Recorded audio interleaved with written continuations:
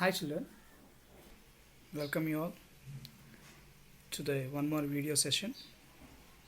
So in this particular video we're going to talk about a topic from English grammar, figures of speech. The figures of speech, chapter 36. So before going into the topic, let us understand what is the meaning of figures of speech. So what do you mean by a figures of speech? Here it says a figure of speech is a word or phrase that possesses a separate meaning from its literal definition. So here it means that what we read is not the literal meaning, but the behind it what is existing, that is the literal meaning. So let us understand. So there are different types of figures of speech, but mainly in this topic we're going to study about two, that is metaphor and simile. So a figures of speech can be a metaphor or simile designed to make a comparison. So mainly these two are the figures of speech which are used to make a comparison between animate things with inanimate things. So what is a simile?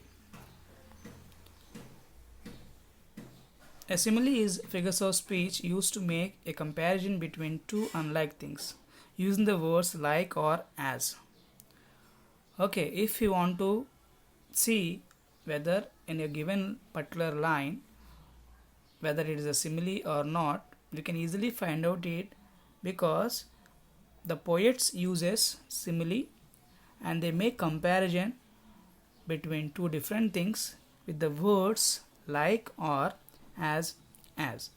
So whenever you see such type of line which is used as comparison with the words like and as, we can say that the poet has used simile.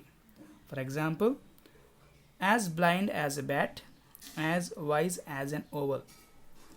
Here the blindness is compared with that of a bat. And in next example, wise as an owl. So the wiseness, as we know, we always compare the wiseness with the owls because they are very wise creatures. That is why you can see in these two lines the poet has used as to make a comparison between two different things. Next, what is a metaphor? So a metaphor is a figure of speech used to make a comparison between two unlike things without the use of words like or as. So this is also a comparison, children, but here the poet is making comparison without the use of the words like or as. This is a direct comparison without the words like or as. For example, heart of stone, the world is a stage. Here the heart is compared with that of a stone. That means the heart is, we can say, is very core-hearted person. That means is very hard, just like a stone. His heart is so hard that it cannot be easily melted by anybody. Then if you see second one, the world is a stage. Here the poet says the whole world is just like a stage. So if you are seen on the stage, many characters come, they play their role and they go away. The same way in this world, people do come, they live their life and after some time they go away. That means here the world is compared with that of a stage, children. So let us go into the poem that is given in your topic, figures of speech, Palanquin Bearers.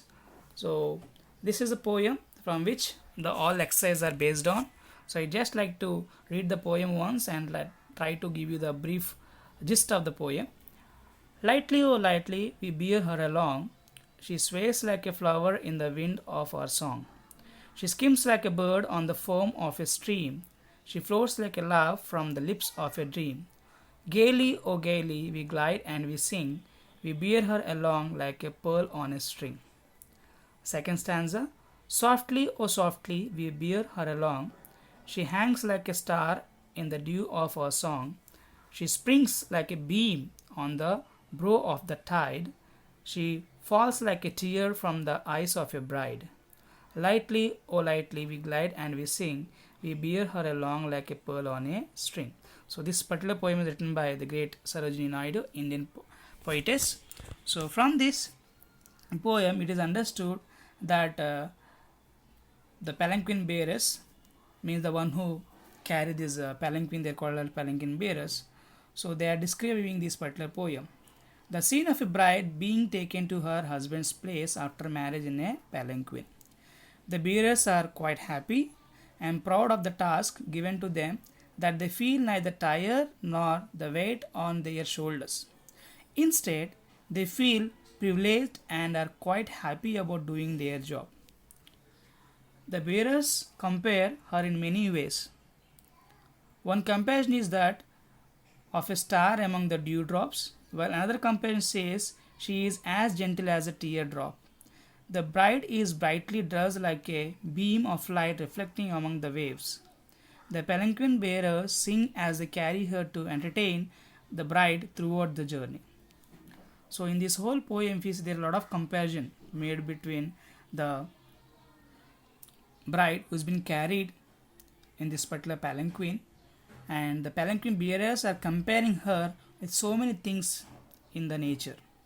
So she skims like a bird on the foam of a stream is the description given by the bearers to indicate how tender and delicate the bride is.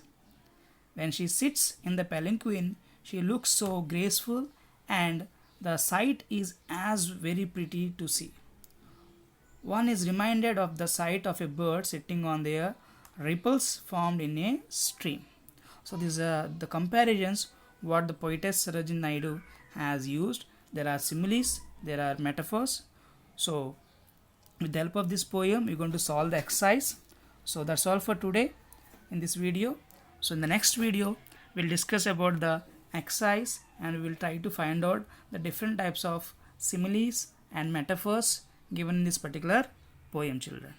Till that time, take care, have a nice day, bye.